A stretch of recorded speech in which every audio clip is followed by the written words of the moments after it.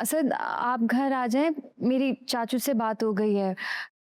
चाचू वही करेंगे जैसा आप बोलेंगे। नहीं सिला, अब बहुत देर हो चुकी है। जो कुछ हुआ ना मेरे साथ वो मैं ही जानता हूँ। बहुत बेइज्जती की है मेरी। जब तक मुझसे माफी नहीं मांगेंगे अब्बू, मैं घर नहीं आऊंगा। असद चाचू हमारे बड़े हैं, वो ऐसा क्यों करेंगे? और चाचू की कोई नाराजगी नहीं है, इसीलिए मैं उनके नंबर से फोन कर रही हूँ। उन्होंने कहा है इसीलिए कॉल किया मैंने। नहीं सिला, जाके बोल दो अब्बू को कि अगर वो चाहते हैं कि मैं घर वापस आ जाऊं तो उन्हें मुझसे माफी मांगनी पड़ेगी। असद क्या बच्चों वाली बात कर रहे हैं आप? मुझे दो इधर, मुझे दो, मैं बात करता हूँ।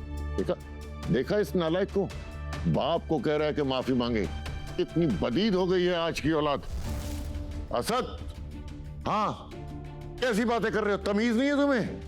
एक बाप को कह रहे हो माफी मांगने के लिए? शर्म नहीं आती तुम्हें? तो ठीक है, फिर मैं भी नहीं आऊंगा। कैसे बात कर रहे हो तुम? हाँ?